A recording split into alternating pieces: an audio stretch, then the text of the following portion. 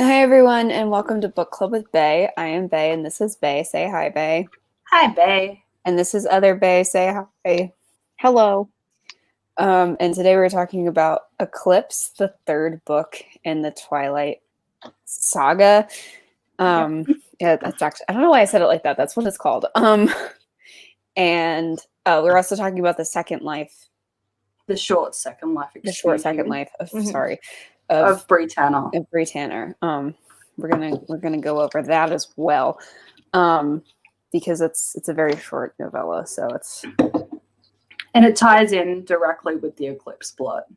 Yeah. So, do we want to go over that first? Yeah, probably. Or what do you think? We could probably just once we can probably once go we get over to her. Yeah, or once we get to at least when Bella realizes the connections between everything, and then we'll jump over to Short Second Life for a minute. That was devastating. I'm sorry. Short Second Life hits me right in the feels, and not to get attached because you know that they're all gonna die. Mm-hmm. But Diego just hits me in the feels a little bit. And I don't know how much of that is left over from reading it when I was 19. Mm-hmm. This was the first time I read it. Yeah, same. Because I didn't even know it existed. Yeah, so in Eclipse, because you know how we see a lot of the stuff, the plotting side of it in the movie. Mm-hmm. Yeah, that's where they got all that info from the novella. Yeah, because I remember watching the movie and going, I remember this. How did they know this is happening? Yeah. Yeah. Yeah. Yeah. No. It's kind of nice as well because it makes that scene at the end, where Bree dies. It makes it a little bit more. It's a bit callous in the books, in the main book. Mm-hmm. And it adds a little bit of nice depth to it, and I like it. Yeah. But ratings? Right. So as a youngin, I don't know. As a youngin, this was my favorite book. And I don't think I stand by that. But I don't. I kind of like the battle scene, for lack of a better term. I think this book has the best battle scene. Yeah. Well, New Moon doesn't even have one. It has her running through a city square. I think New Moon's the worst. Yeah. Well, I was gonna say, as far as a cohesive book goes, I think we have to say Twilight's the best. Yeah, I think Twilight's probably. So I've changed my mind on that. I don't know what part of my 12-year-old brain was like, this is the best book. I don't know why that happened. Probably because it's got I think it's the only book that has the multiple plot thing, and it's we're being attacked from Mercy. It's yeah, I think it's just this book. I think it feels the best. It feels the most booky. Does that make any sense? I don't know if that makes sense. Yeah, well, the first one is girl meets boy ignores girl, boy wants to eat girl, they get together. It could also be that after that I read them in quick succession, and after reading New Moon, you were like, oh, it's so much better by comparison. You're like, oh my god, yes. And it also feels like New Moon doesn't feel like the natural sequel to Twilight, but I feel like Eclipse does. Yeah, I agree. New Moon feels like a hiccup. Probably still end up here. Yeah, New Moon is effectively he dumped me the book. Yeah.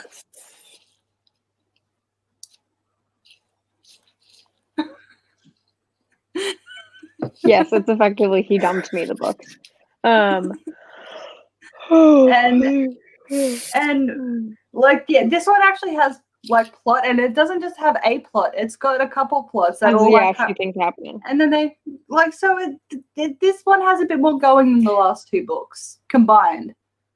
Yeah, and I think that's another thing that makes it feel like sequel-y, because it's like, you know, in the first book you get to know the characters, you get to know the world, and you're like, ooh, boy meets girl, yay! And then like if you forget the second book, in the second book, Eclipse, the then like the plot ramps up and like new things happen, and you're like, ooh, because now we know the characters, so we can focus on more stuff. So it feels like a natural progression. And yeah, I don't know, but like as far as ratings go, fucking It's adequate. I was whelmed. I was I was whelmed. whelmed. I'm whelmed by this book. And there are some. So this is. I will say this is also where some things like hit me weird as a kid, especially the marriage stuff that gets thrown at you by Edward. It hit me weird as a kid, but then also now as an adult, knowing that Stephenie Meyer is a Mormon, it makes a lot more sense. I mean, I guess to an extent as well, it also makes sense considering Edward was raised in the early 20th century. That also makes right. So that adds a bit of context to it too. But yeah, purely the reason they don't bang until they're married is because Stephenie Meyer is a Mormon, and she has said that. Yeah, I will say, like as a kid, I don't know if you guys are like this, but like when I was reading these when I was young, I really didn't get the emphasis on the sex part. Like, oh, like you didn't understand why that was an important factor.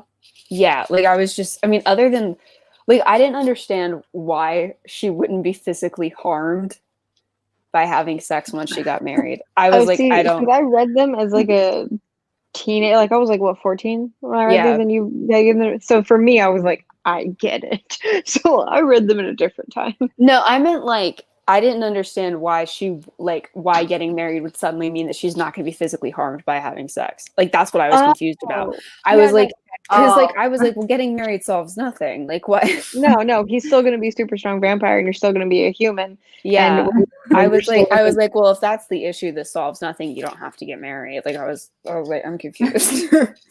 Because that's how they present it, I guess. Or not, I guess that's how they present it, is like, we can't have sex because you weak human, I strong vampire, so therefore we have to get married and then we can have sex. And then it's still bad that they had sex, and then I'm just and then it was it's real bad when they do. So it's presented that way, but then them getting married doesn't solve the sex issue, which is just one of those very weird presentation things. Because I think the conversation could have been worded a bit differently, because in the conversation he decides to concede on trying the sex thing, but he wants to put a ring on it first. Right. But the way that the conversation flows, I can see how you got to that. Yeah, like especially when you're young, you're just like, you're like, I don't see how getting married makes you not a vampire.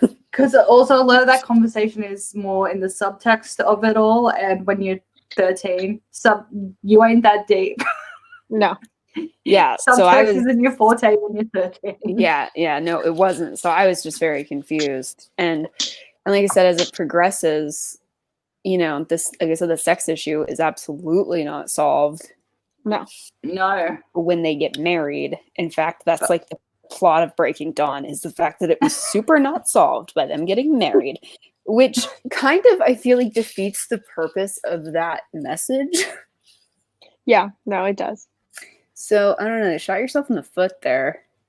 But they had to have sex while she was human. They did, so she could have her little fucking creepy baby. True. But they couldn't bang until they were married, so that's just how it had to go. Okay.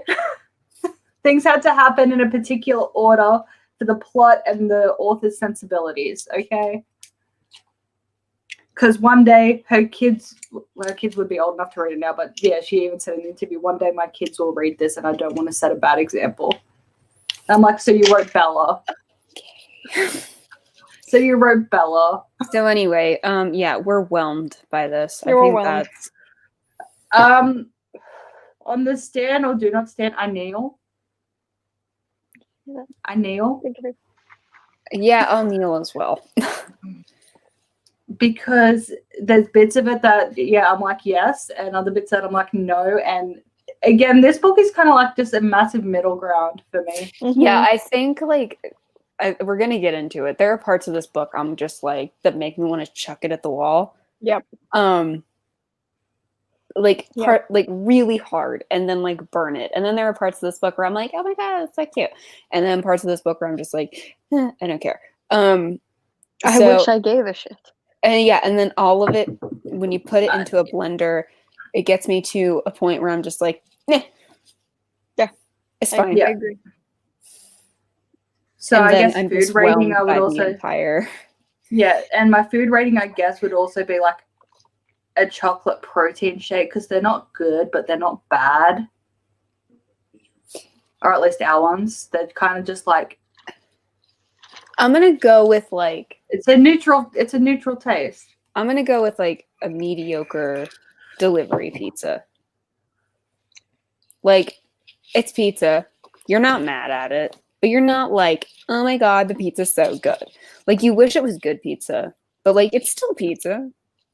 It's edible. Like, it's contentedly edible. I'm gonna go with what I'm drinking right now, which is watered down Coke. Like, it's still Coke, but it's watered down. Yeah, middle ground. The middle ground. Like, you'll accept it, but like, I'm drinking it. It's just precisely. Yeah. And what about ratings for Short Second Life?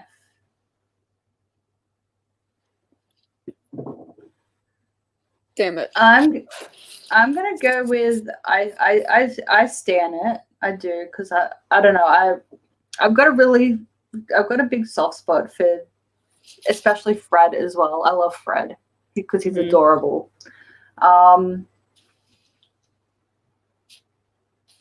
But it's also I will kneel for it though as well. I am kneeling and standing it. Because but it's like, well, like they all die. It's depressing. Yeah, like it's you go into it knowing that everyone is gonna die. It's an interesting little like side bit. But it gives a nice little, like I said in the last room, it gives a little bit of insight into, especially like Edward's conversation with Jane at the end of Eclipse. It gives a lot more context to that whole thing. And why the Volturi are so quick to jump into doing what they do in Breaking Dawn. It gives a lot more insight into that side of it. But yeah, it's a helpful novella. Okay? Yeah. I think it's like a little, from a writing perspective, what I think is a little awkward about it is that like the plots of like Eclipse and Breaking Dawn, they make a lot more sense with it, but it's kind of like an inherent problem of taking a very romance-centric or romance books and then giving them sudden plot, and it's like now you have to write a novella to make it to like to fix the fact that like you had to actually put in a plot, and it's like well, because Eclipse is the first one that literally has a plot outside the romance. Well, because when you think about it, like looking at the Short Second Life of Bree Tanner, what probably would have made for a better and more coherent plot would have been if Bree Tanner was the main character. I lost my sound for all of that. Sorry. Would have made sense is probably if for an entire book she was just the main character and we were just following that plot. Yeah. But instead it's just like Bella or something, like, because you could have had like that plot done in a different, I don't know. It makes for like a bit of an awkward weirdness. But we got Emma Galvin back for it though. We got to have Emma Galvin do this one. Yeah. She was, I don't think her voice wasn't as annoying as it was in the dies. That's true. But it was still her narration voice. Which is, I don't know why her narration voice is so different to her talking voice.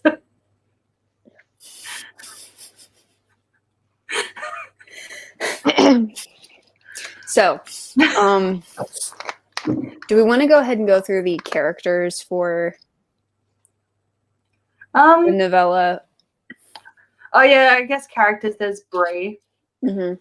Yeah. She is the vampire vampire that gets killed at the end of the battle in Eclipse. Yeah, and she's 16. She was 16 when she was turned into a vamp, and she's 3 months old as a vampire. Yeah.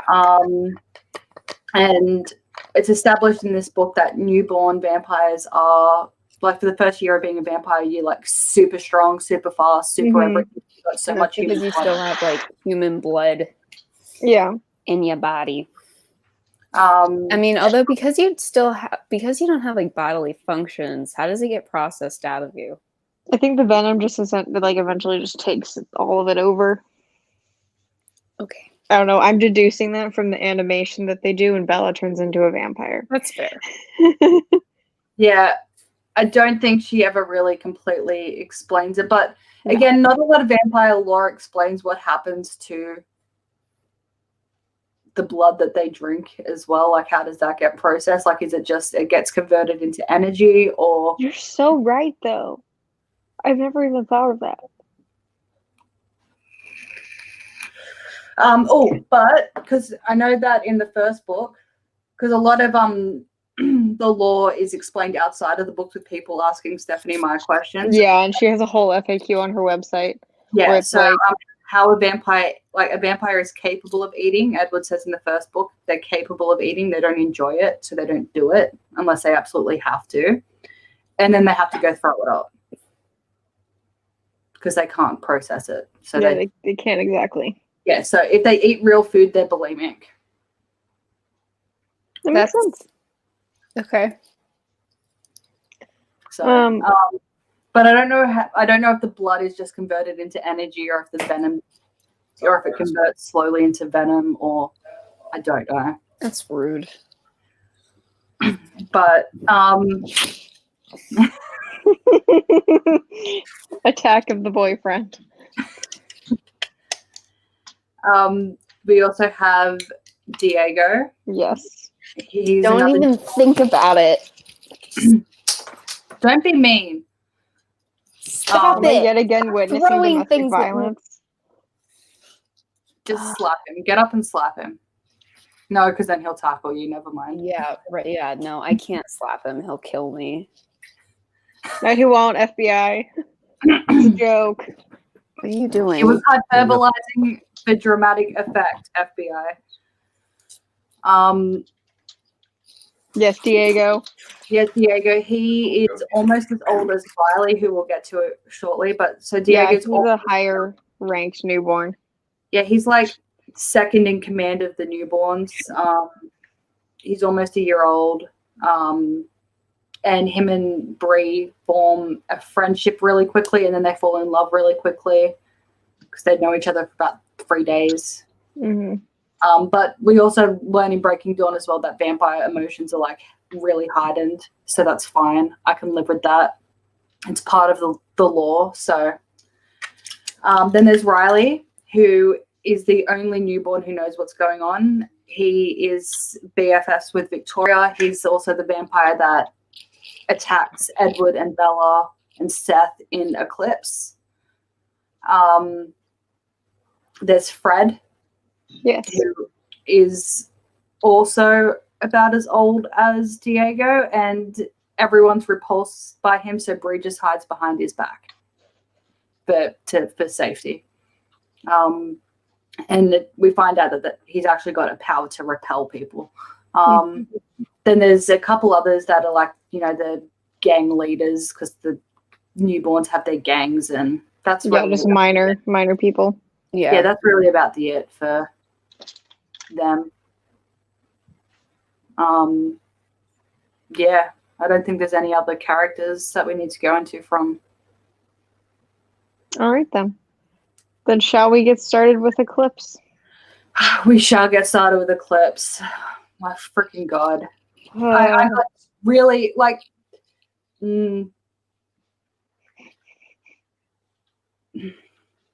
sorry, I got really cranky. Oh! Sorry, I just opened up the ebook. The ebook doesn't have the little artwork for Jacob's letter at the beginning. In the physical book, it's got like a little artwork where it looks like paper and it's all crossed out. Oh yes, but in this it's just text. Yeah, it translates a lot better in the physical book. But you can do that in an ebook. I don't understand. Yeah, I don't know why they didn't just put the artwork in there, because now it looks like he's just written one whole big letter instead of. I also don't know why Jacob didn't get a new piece of paper each time he crossed it out. Or just use a pencil, dog. Instead, he gets a pen and paper, writes, I don't know, like I don't want to talk to you. Fuck off. Like, I better cross that out, write it, but make it still legible for her. But we'll cross it out, write a new thing, and he does that about 5 times. Well, this is one of those like dumb things that authors do, just so that like the reader, can see what he said, you know. And it's like, it's just make it that we can't see what he said. Yeah, but we get it.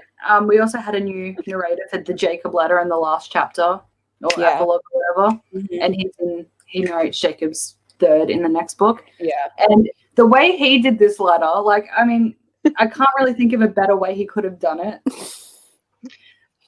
But it was like, Bella, I don't know why you're making Charlie carry notes to Billy like we're in 2nd grade. If I wanted to talk to you, I would enter the.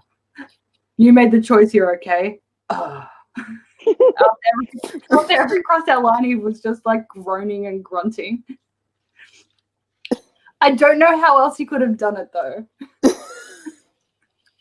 But it's very brooding. Funny. It's very teenagery. Yeah, just.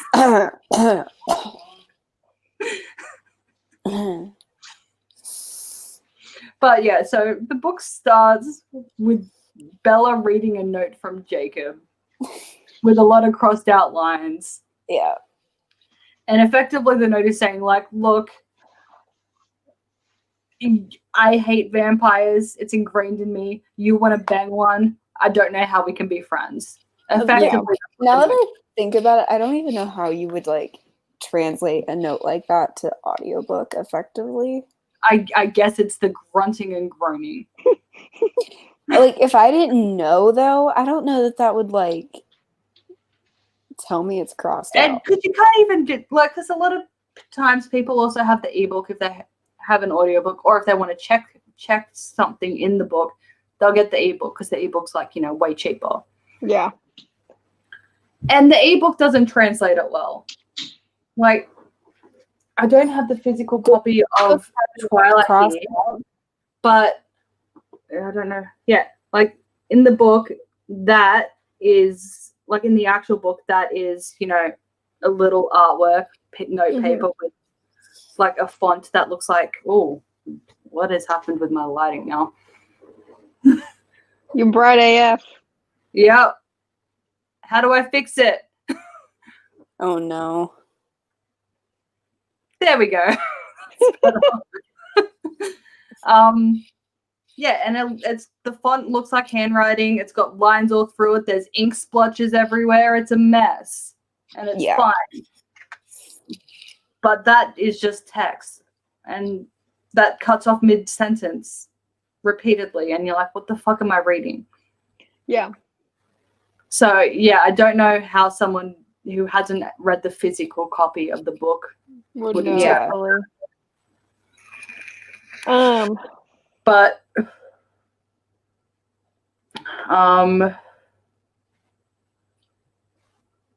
and then Charlie's a dick in this in this book.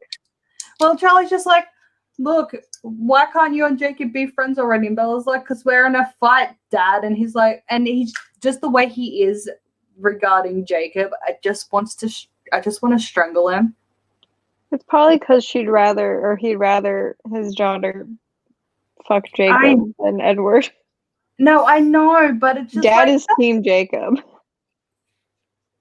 But it's also just like, Charlie, if she's not talking to her best friend for quite some time now, if he's not answering her calls, actually, yeah, it's not even her fault. He's not answering her calls, and Charlie knows this. How is it Bella's fault? Bella's trying to reach out, and he's having to go at Bella over it.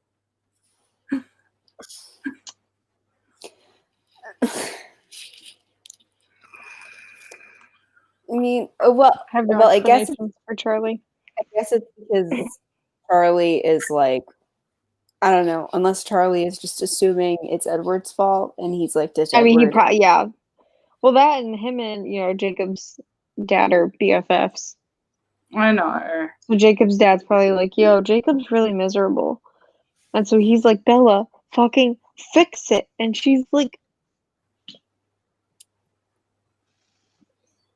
tell him to pick up the fucking phone. Yeah.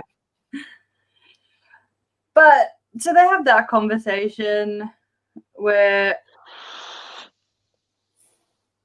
I'm pretty sure they have this conversation. Yeah, so that they're having this conversation about that, and we also get a bit of insight into Bella's brain, where between what time did she get home from school? About 3:30, 4 o'clock or something. Yeah. I don't know what time school lets out there. About 3. But yeah, so she'd get home at about. What time does school let out there? Hmm? What time does school get out there? Depends on what school you go to. My primary school would get out at, I think, 3, but my high school would get out between, most days it would be 2:45. But every Wednesday my school would get out 50 minutes earlier. Because we only had 4 periods instead of 5 that day. Huh. Okay, moving on.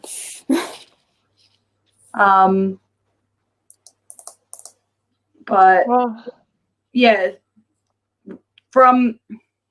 so she would get home. She probably would, slowly walk to the car to spend a little bit more time with Edward. Charlie's not home yet. So we'll say she gets home around 3:30, 4 o'clock. And from that time till 7, she literally just sits there, legs jiggling, waiting for Edward to come. Because he's only allowed over between 7 and 9. That's weird hours to let your daughter's boyfriend be over. Oh, sorry, 9:30. I would strictly be like, daylight, not after daylight. Yeah. Even though Edward sneaks in anyways, fuck you, daylight. I would say he would be allowed over, like, if you're going to allow your kid freedom to have their boyfriend over, even though they're grounded, it would be immediately after school for 1 to 2 hours. Yep. And you two are to sit at the downstairs kitchen studying. Yes. Yeah, like if I don't see flashcards, he can fucking leave. But no, Edward's allowed over between 7 and 9:30. So this is how codependent she is. She's literally jonesing for her Edward fix for those 3 hours that it takes for him to get there. Do your fucking homework, Bella. Every day. Oh my, you just spent all day. You have one class that is not together throughout your entire school day. You sit with him every class bar one and lunch every day. I forgot what it was. I have forgotten what it is like to actually have a bunch of classes with someone. But because that's a long fucking day. That's a lot of time. Addie, we spent a lot of time together. And yeah, and you can't cope for the 3 hours. And then immediately, like when he leaves, right, then she immediately goes and showers, gets changed into her Jimmy Jams, and he's already back in her room. I'm trying to think, Addie, how many classes do we have together? That's what I was just thinking. Like sophomore year. Homeroom, I know. What was her homeroom? Was it art? Art. Sophomore year? And then we went to chemistry. So art, chem. Break. We had break. I know we had history together. sophomore. That was 4th period. That was 4th period. What was our 3rd period? It's my 3rd period. Fuck. Yours was probably was your 3rd period Latin, or was that your 5th period? No, 'cause you guys have My the same 5th period. No. don't you? In the same order. Your 6th period was geometry because my 6th period was geometry. So my 5th period was Latin then. And then my 5th period was algebra. So our 3rd period was Carson.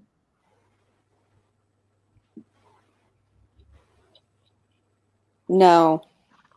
Was that not? Was that? I didn't have Carson that year. The fuck was 3rd period? Oh, it must have been English. You know who the fuck Oh, it was? no. Okay, yeah. There you go. So we had 4 out of 6 classes together. Yes. Yeah, that was a lot of class. We did that on purpose for sure. But but like, yeah, that's like a lot of time. I mean, the only reason why we didn't have the other 2 was I doubled up on math that year. Yeah, and I wanted to take Latin because it was the easiest A at our school. So that's the reason why we didn't have all of our classes together. Yeah. Bella and Edward are very codependent, though. Yes. Bella and Edward are very codependent. They can't fucking survive without each other. But then so Charlie's like, yeah, you need to try more with Jacob. You need to stop spending all of your time with Edward. Do you even spend any time with any of your other friends? You're ungrounded on the condition that you spend time with other people. Not your boyfriend. Namely Jacob, but other people will do. And then yeah, Charlie's having to go at Bella for hurting Jacob's feelings for dating someone that isn't him. And I'm like, what kind of, like, I get that you don't want her to date Edward, but what kind of person lectures, like, what kind of adult? You can understand teenagers being like this, but yeah. What kind of adult looks at someone and goes, why are you not in love with someone? You're hurting his feelings. Just go be in love with him already. Also, like, here's the thing. She's 17, right? She's 18 now. She's 2 years old. old. Sorry. She's 18. Yeah, she's 2 years older than him, which at 18, that's a big difference. If she was 30, it wouldn't be that bad. No. Well, okay, but also at 18, especially when the older person's the girl. Oh, yeah, like 16, 18, boy, girl, like boy older and stuff, that's not too weird. Because, again, girls, we are a bit more mature than guys, especially in our younger years. We do mature faster. We're, in a lot of ways, we're also a lot more immature in the sense that we're catty as fuck. Yeah. But like, emotionally overall. But like, a girl who is older. An 18-year-old girl who's about to graduate high school. Yeah. That's and fucking is going to college in Alaska, as far as everyone is aware. Yeah. With a 16-year-old boy going to the Quileute High School, who is about to become a junior. He's currently a sophomore. Absolutely. But then also, like, the thing is, as a parent, you would not be the best advice you could give her if this is what you think is happening, like that you're like, oh, she's gonna go to college in Alaska. Honestly, the best advice you could give her is like, quit sucking dick and just wait till you get to college. Suck dick there. Get drunk, get herpes, whatever. Not herpes, get gonorrhea, get something you can get rid of. But like, get the clap like everybody else and call it an afternoon. Yeah, I'm with Charlie on the rest of his points. Like, you need to stop spending all of your free time with your boyfriend. It's a bit much. But on the why can't you love Jacob? You're hurting his feelings by liking someone else. It's so silly. No adult says that. Teenagers, yes, teenagers do shit like that. They're just like, why can't you like that guy? He likes you. He's awesome. We all love him. We think he's your boyfriend fucking weird and looks at us like we're snacks. But an adult doesn't do that. No. They kind of like, oh, look, Jacob's here for dinner again. What a surprise. You know, they do shit like that. They don't, like, they try and, like, or, without yelling. Jacob's a nice guy. You know that, right? Like, Jacob's a nice dude. Pretty bang up guy. Yeah. Drops it. Like, because especially if a parent tells their teenager something, they're like to do something, they're not going to want to do it. Yeah. So it's like, go fuck Jacob. She's going to be like, no, fuck you. Edward, it is. Yeah. And also somehow Bella is all like, we know that Edward has something to do with it, but also Bella's getting, it's 2 weeks before graduation. Bella is still applying to colleges. Yes. And she's getting acceptance letters. For the fall semester, is my wording correct? That's correct. Yeah, she's getting acceptance for fall semester in spring, 2 weeks before graduation. That's fair. That can Is that happen. normal? Yeah, that can happen. Even if she's applying there at Duke, that happens later. She applies to Duke later. I don't know. Typically, Ivy Leagues and stuff, they have an interview process, so that's not as realistic. This night, it's gonna for Alaska. I can buy that one. It's going to depend. The timing on when your application has to be in and all that kind of stuff is going to depend on the school university and everything like that. Like some Ivy Leagues, you're going to be applying. You're going to start the application process your junior year, like really late in your junior year. Is when you're going to start like at least communicating with the college. Yes. So like not necessarily the application. And then you apply process, your fall. But you're going to start communicating with them. So it's not like you don't just apply to Harvard. You have to go to Harvard and be like, I'm going to apply to your school. Interviews, they come out to like, they also like go around the country as well and do interviews. Or they fly you out there to do interviews. Yeah. Yeah. Like, so, applying to Harvard is not like applying even to like, we're from Georgia. So UGA. Like, applying to UGA is a lot easier. Yeah, I'm fine with the University of Alaska because I doubt that they have. I doubt that they have a very long wait list. Well, and then there are schools that are even easier to get into, and that are still like, and that still have master's programs, and you can even get PhDs from like, but just like don't have Division I sports teams basically.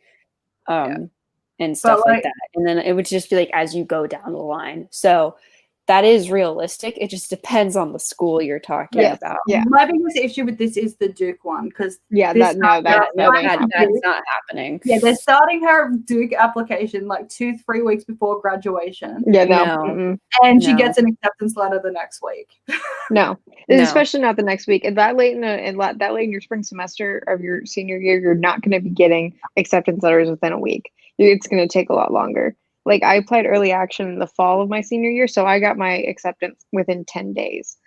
But like that's because I did it in the fall when no one was applying. Well, yeah, and like that's a pretty big school in the US as well, isn't it? It's one of the more renowned schools. Yeah. Duke. Yeah. Duke's Ivy League, it's right? Ivy League. Well, and the thing is Duke like Ivy League? for Ivy Is Duke Ivy League? Nope, never mind. Okay, it's not. But the thing also for like Ivy League schools is they actually have ways to keep you from applying. I believe because of like their interview processes and stuff. So like there's like rounds of applications and like the weeding out process and things like that. So if you even get to the point where they're interviewing you, like they haven't, you haven't been fully rejected, but like you might still get rejected after you've been interviewed. Yeah. You've just been like, you've been half accepted, but like you're probably still going to get rejected. But like maybe, but probably not. But like maybe. It depends. How rich is your dad? And did your dad also go to Harvard? Because if your dad and your grandfather also went to Harvard, if you're a legacy, you will definitely it's like sororities and fraternities. But like if you're new, you can go fuck yourself. If you get to the interview stage at like one of those universities, the most likely outcome is either acceptance or waitlisted, not outright rejected. Yeah, most likely. It just depends. Yeah. But yeah, so there's a bit of suspension of disbelief required for the university part of this, but I think it's just explained as well. They're rich vampires. They have employees. I honestly don't even remember getting accepted to my call. I don't remember what it was like. I think it was an email. Well, I think I got like three. We got acceptance emails, right? Did they bother with letters? I don't know. I just talked to the president. I do know though that it used to be very clear. Conversation with the all right, I'll let him talk. Okay. I have really? Yeah. Sorry. It used to be a lot clearer. The guy used to live across the street from us worked in the office of admissions based on the size of the I was envelope. late applying, so he just was like, I'll have the dean of admissions give you a phone call. See, what's really funny is I got an acceptance letter for my undergrad school, and then for my grad school, I didn't get an acceptance letter. They were like, we're going to email you one, and they never did. I never got an acceptance letter, and I go to a major state university now. Yeah, I don't know if apparently I got an email. Apparently he doesn't know because he didn't even apply to our school, but he just got in. The dean of admissions just let him in, so he didn't have to do anything. But I don't remember what happened. I'm pretty sure I got emailed, and they were just like, "We're not wasting the paper. Good for you." And I was like, "Okay, yeah, right." Thanks. That's how I felt for my grad school. Yeah, I think tech has also it's made it a lot. I feel like it's probably made opening the letters a lot more worrisome because now even the acceptance letters are in small envelopes and they're just like, for all the resources, go to this link. Go to this page. We probably start talking about the plot. Yeah, we should. Yes, we do. Okay. So she gets into University of Alaska. Edward shows up and we get to hear about how perfectly gorgeous he is again, and Bella's it's a new book. We have to do that real quick because I just don't remember. Did she actually get into the University of Alaska? Yes. Okay. I couldn't remember. Charlie goes. Charlie, she finds out just before Edward gets there. Okay. And then, and Charlie's like, well, she got into University of Alaska, and Edward's like, oh, me too, as well as every Ivy League school, Stanford, et cetera, all of the top schools in the country. Look, just because you can compel yourself. Are you wearing temperature reactive nail polish too? Mm-hmm. Moving on. And with some hollow taco on it on my accent finger. Wait. I'm too warm for it to look interesting, so it's just I lie. It wasn't Duke in the book. It was Dartmouth, which is Ivy League. Yes, Dartmouth is Ivy League. She gets into Ivy League applying 2 weeks before graduation and gets her acceptance letter. Unless Damon Salvatore ran up to that college and compelled somebody, that didn't happen. Yeah, I agree. I feel like Edward ran there, right, with Carlisle's checkbook. Sorry. Yes, with Carlisle's checkbook. And then how much to get my girlfriend in here? But then also, and then they're like, oh, I don't think so. Like, it is, it's. And they were like, only for Aunt Becky, get out. And then Edward is picking thoughts out of this guy's brain and blackmails him. That's how Bella gets into Dartmouth. That's canon now. Because it didn't happen the old-fashioned way. No. And then we get some more arguments over, I want to be a vampire now. And Edward's like, but do you have to be? Yes, I do. But do you have to be? Yes, I do. We get those arguments again. Yeah, lovely.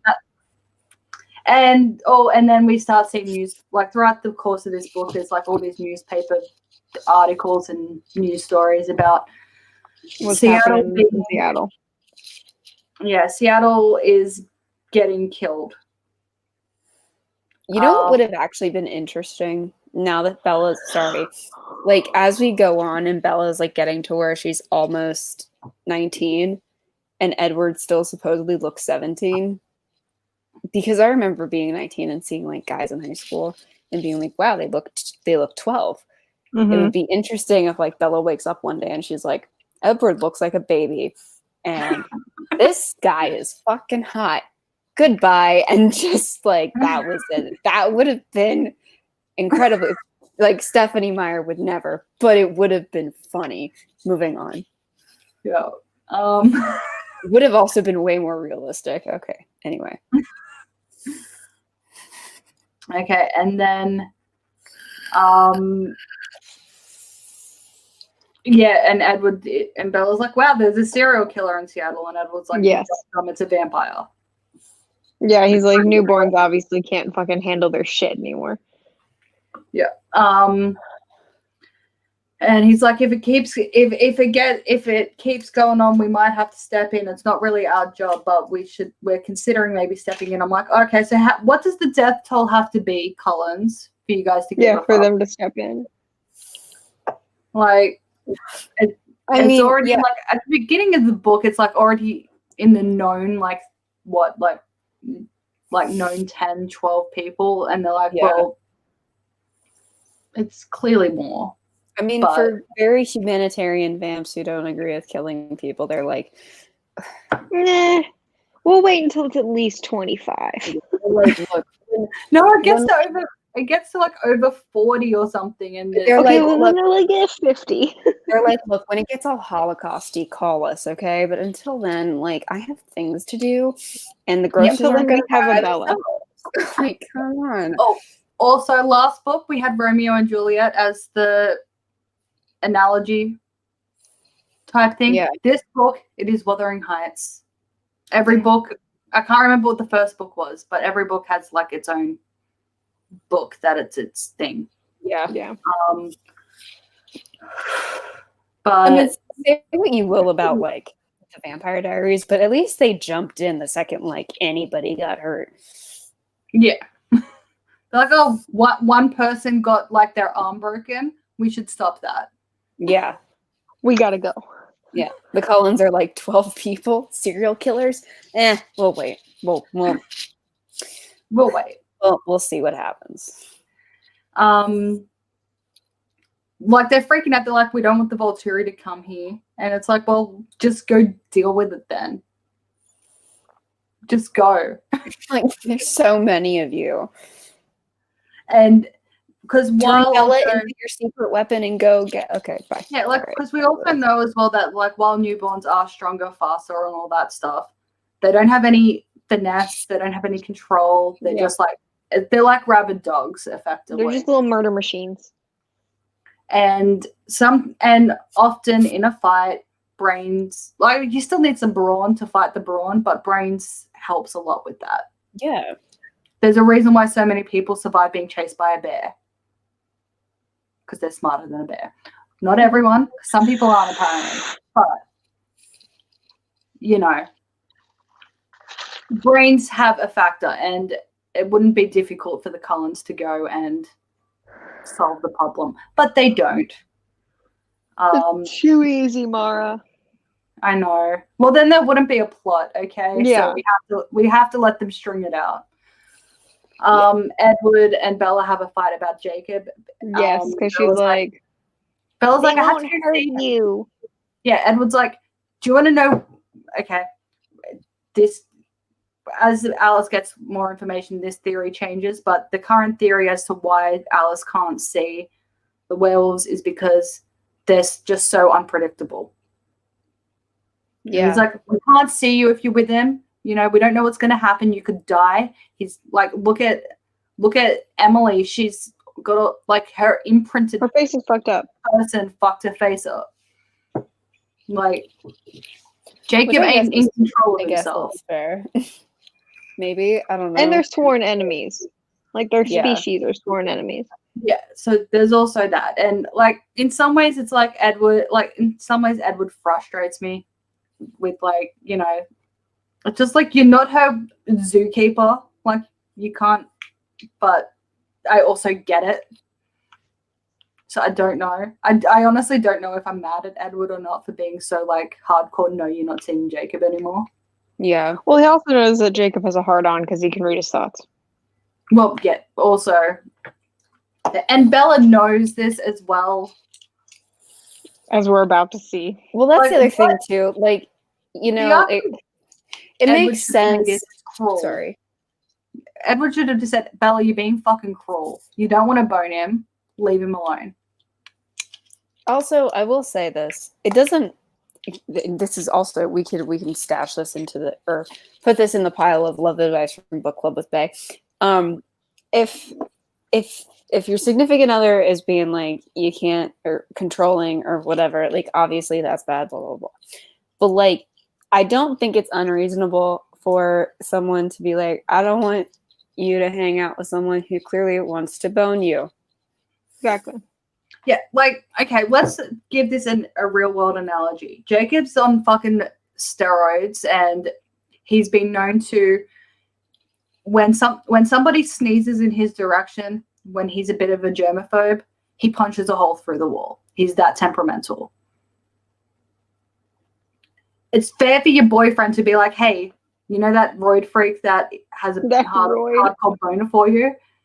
That gets mad when a fly like buzzes in his ear for 2 seconds and punches holes in walls. I don't want you near him. Yeah, that's fair. That's fair. That's reasonable.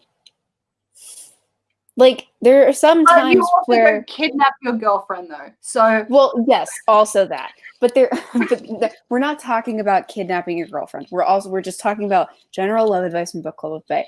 It is sometimes reasonable for your significant other to say to you, I don't think being around this person is a good idea. Mm-hmm. We are saying that specific thing. Also, don't kidnap people. Life advice from Book Club with Bae. Or bribe your sister to kidnap people. That as well. Don't kidnap people. Don't commit felonies. Their car. Yeah, no felonies. No hardcore drugs. Alcohol in moderation for fun. And only fun. Don't do it to drown your sorrows. Use ice cream for that. Yes. We covered all our bases. I think we've covered all our bases. Get a therapist if you can't afford one. Use a stuffed animal. I don't know. I'm not a doctor. But yes,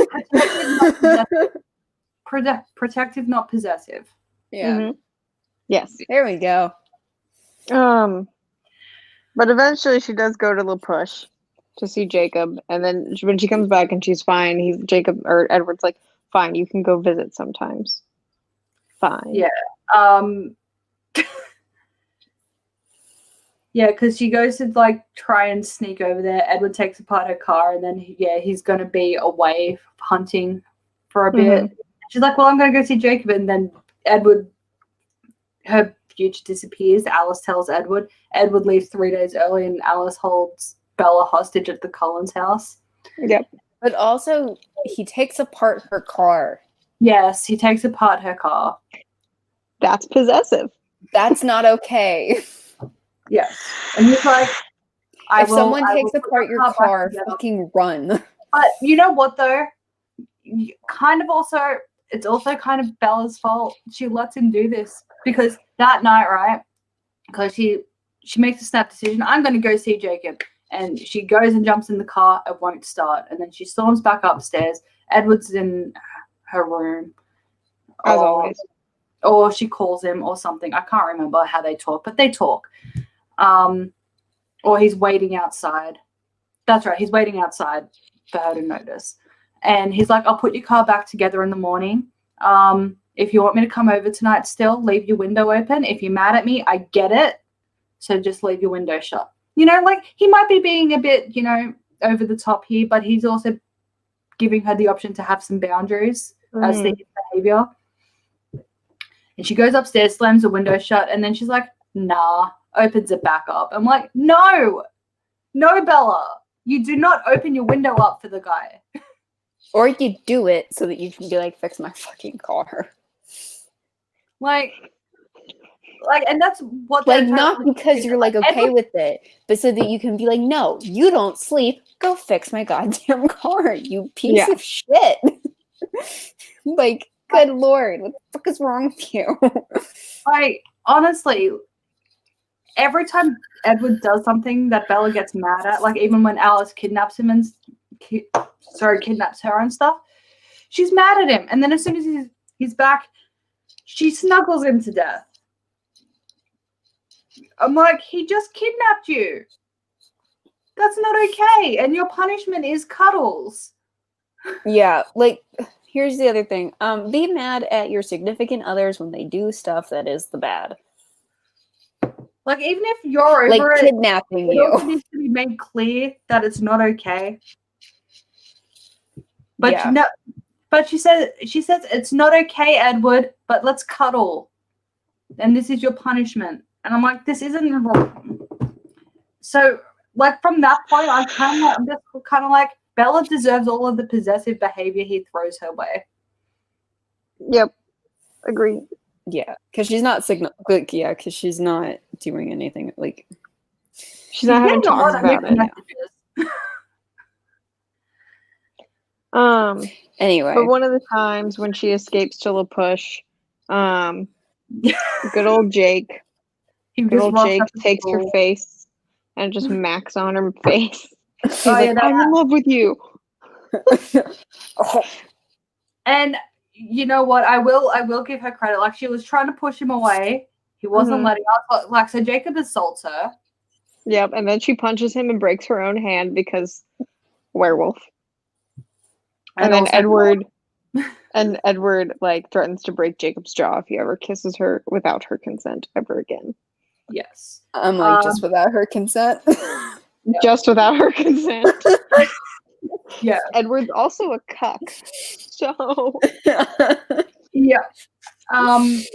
Which is made clear at the end of this book. Yeah. At another point as well, Edward's like, hey, you know those plane tickets you got for your birthday? Yeah, we're gonna use them this weekend. And Bella's like, but I'm busy. I don't want to this weekend. I got plans. And he's like, hey, Charlie, Bella has tickets to go visit her mum. And Charlie's like, that's excellent. And Edward's like, I'm going to. And Charlie's like, mm-hmm. And Bella's like, well, do you want me to move out? And I'm like, stop playing that fucking card. I'm like, Bella, you're a fucking bitch. Stop being mean to your dad. Charlie doesn't fucking deserve this. No, Charlie doesn't deserve any of this. He hasn't. Look, Charlie deserves a better child. Charlie didn't know you through puberty, okay? He doesn't know about girl hormones. He doesn't know about this. Like, take it easy on him.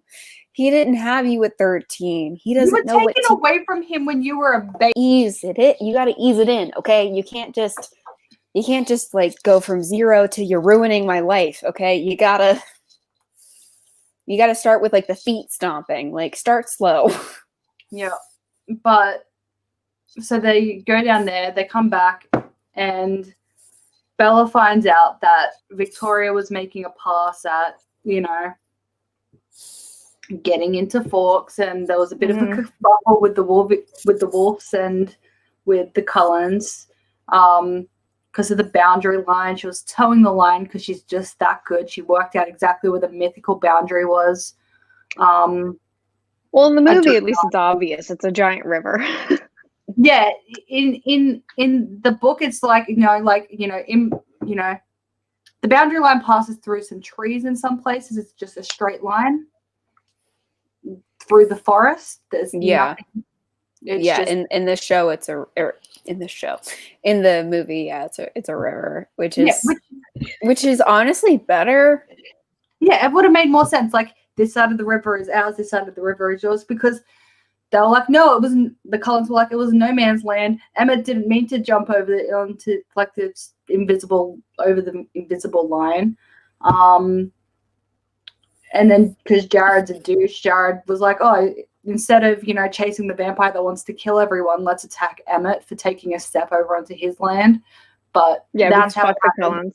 In the movie, it makes more sense because it has like a lot more tension of Emmett having to like be like, fuck, I have to cross this fucking river, but like I gotta, and then he actually it's actually much better in the movies. Yeah, yes. And why the fuck do I have Albert Einstein Emmett is here? leaping onto Victoria. She dashes out of the way, and he bumps into Jared. Yes, that. And So Victoria gets away and a lot more people die because Jared can't control his shit. We also learn about imprinting. We hear about how Sam was with Leah, high school sweethearts, they were awesome sauce. Then he gets all wolfy wolf, freaked the fuck out. And then Leah's cousin, who was like her sister, comes to town. And what was her name but Emily? And the rest was history. And poor Leah. Yep. Because as it turns out, imprinting means that, you just eat away from everything you know and love. And then you just dirt this other person. And it's just like this now. And Bella was like, but how could Emily do that to her sister? And the explanation is it's very hard to resist that kind of adoration. And I'm like, so she had, okay. And then we find out that Jared is also imprinted with a girl that they went to school with. And then later on, because Embry ends up he's Wolfie Wolf in this one now. Is it Quill or Embry that imprints with the toddler? I don't remember. Well, I think it's Quill. It is Quill. Sorry. Yeah, there's the issues with Embry in this book is they didn't think he was actually a Quileute because he was from a different reservation and he wasn't a descendant of Papa Wolf, like the OG Wolfie man. And so now it's like, well, someone's daddy did a dirty on their missus and he's half brothers with one of the other pack. They're hoping it's Sam because his dad was a dick. And this is where we get a lot of the explanation that makes book Renesmee and Jacob imprinting less creepy. Yeah, that they should have explained better in the films. Yes. Quill imprints with Emily's 2-year-old niece. Yes. And Bella's like, she's a child. And they're like, it's not sexual, man. And Jacob's like, you're being super judgmental. And she's like, I've seen how Sam and Emily look at each other. I've seen how Jared and his girlfriend look at each other. This is creepy, Jacob. And Jacob's like, no. Right now, he's just like a big brother. Yeah. Later on in life, he will be a friend. And then eventually, in 20 years, maybe they'll if she decides that she wants to fuck him, then they'll fuck. And Jacob's like, it's just how it works. Okay, he is whatever she needs him to be in whatever moment of her life that she is in. Mm-hmm. And like it's still creepy. It's fun. Yeah, no, it's especially with the preface of it's very hard to not bone the guy that wants to bone you that hard. Like imprinting has been prefaced as that, like with Emily and Sam. Like it's impossible for Emily to resist Sam's boner. So knowing that, so when does the I can't resist your boner thing come into effect? I don't know, because let's be honest, a 13-year-old's going to look at like the hot 20-year-old and go, he's hot, I want to bone him. Ow. Like 13-year-olds have crushes on adult men all the time. They're applauding you, aren't they? Yeah, they are. Yeah, So, they're applauding me, aren't they? Tell them to look at the screen. Okay. What? Look at the screen. What?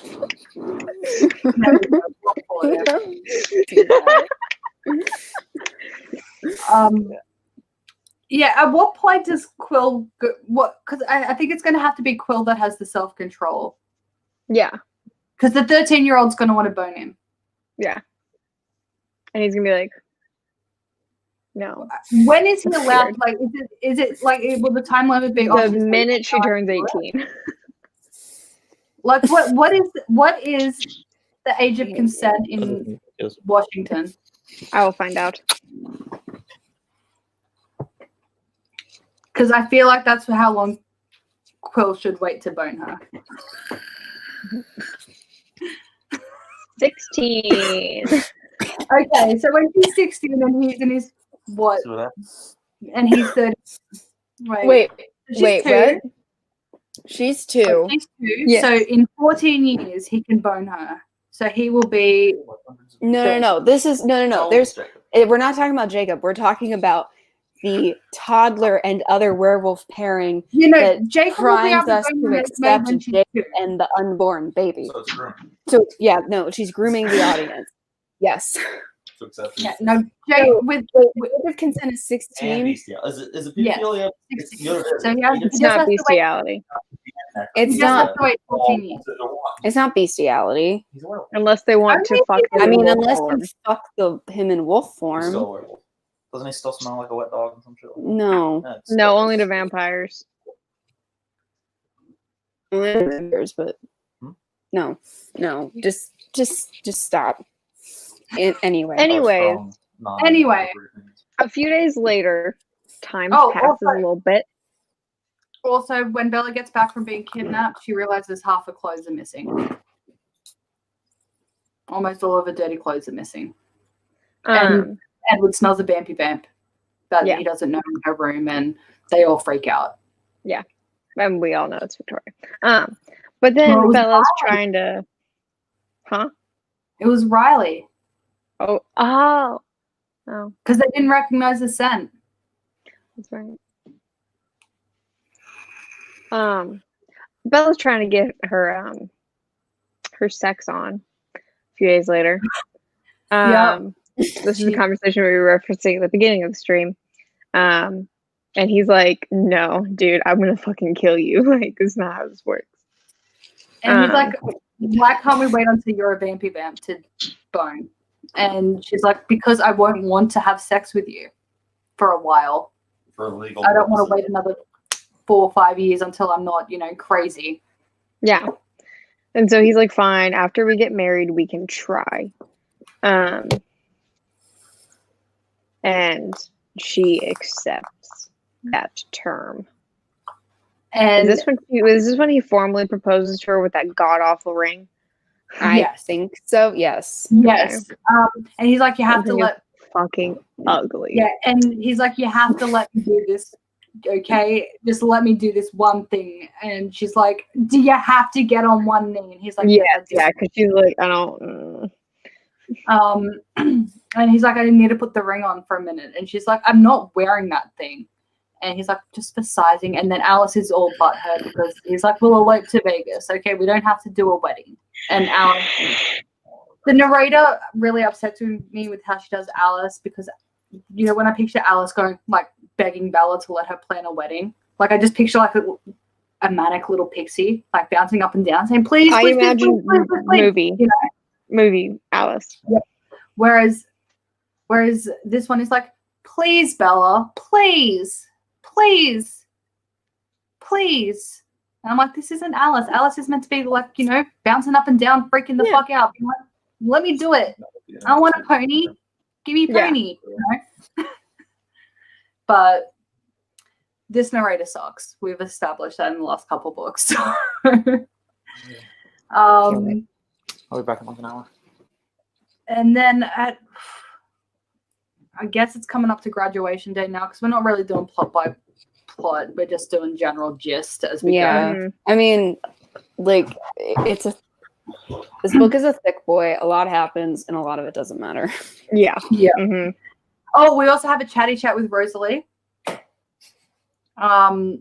Rosalie explains how she got turned.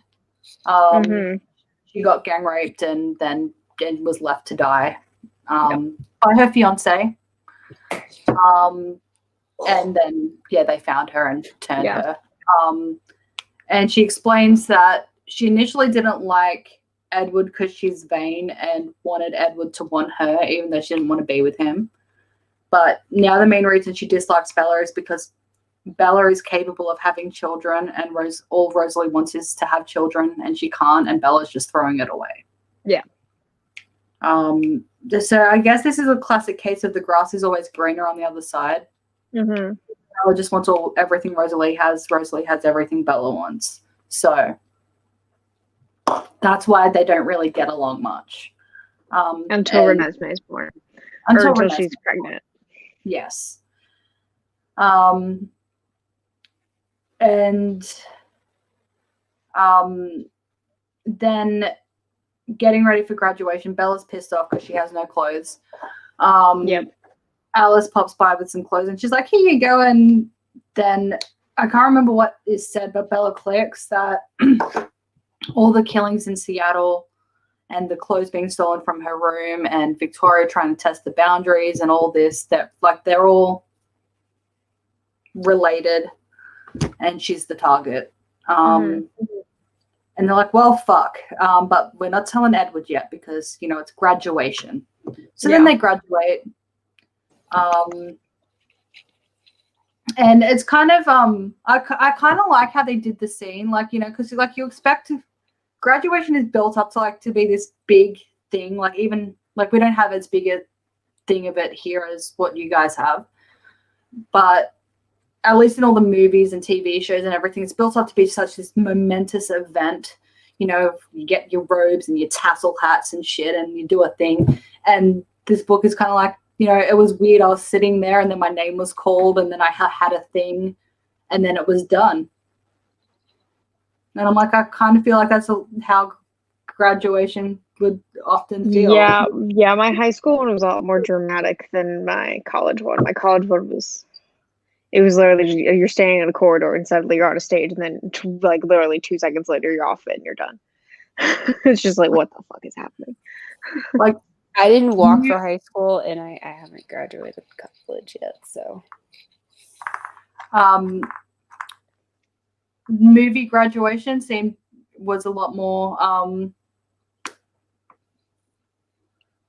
I guess, yeah, uplifting than the book one. The book one was just like, it was weird. It was a blur. I walked across the stage and then I forgot to take my hat off to throw it in the air.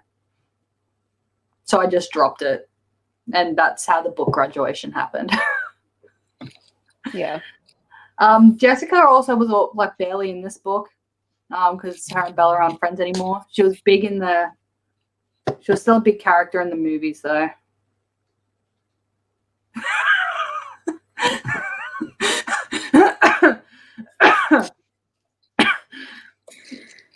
Sorry.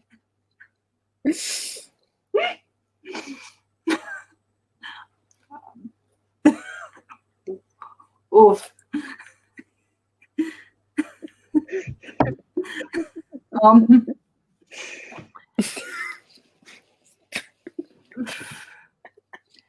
And then just gonna drop mic. Anyways, they graduated. Sorry. Woohoo. Edward, Bella tells Edward, he's like, what's going on? Something sus is going on. Alice is translating really weird shit in her head. What the fuck's happening? And Bella's like, oh yeah, everything. It's all connected. That all the newborns in Seattle are going to kill me. Yeah, they're coming for my ass. All because we killed James. And Edward is stunned into silence for a good 10 minutes, which was a kind of a nice change. It's kind of nice to see Edward be like, you know, not, you know, that. And then it's graduation party time. Cullen's hosts a graduation party, and Jacob and Quill and Embry rock up, and they're like, so what's going on? And they're like, well, a thing's happening. And then they're like, well, let's team up and do a trucey truce. So this is where Jacob's Bella, boner for Bella, forms a proper truce. And they decide they're going to start, and they're like, Jasper can help us train. And Bella's like, why can Jasper help us train? And so then we get Jasper's backstory. In the South, it's the Wild Wild West in the South. The Vampy Vamps down there, they're at war. Even to this day, they fight over territory. The North is a lot more civil because of, you know, nomad existence. And I feel like this was an analogy for how a Yankee would view the South type thing.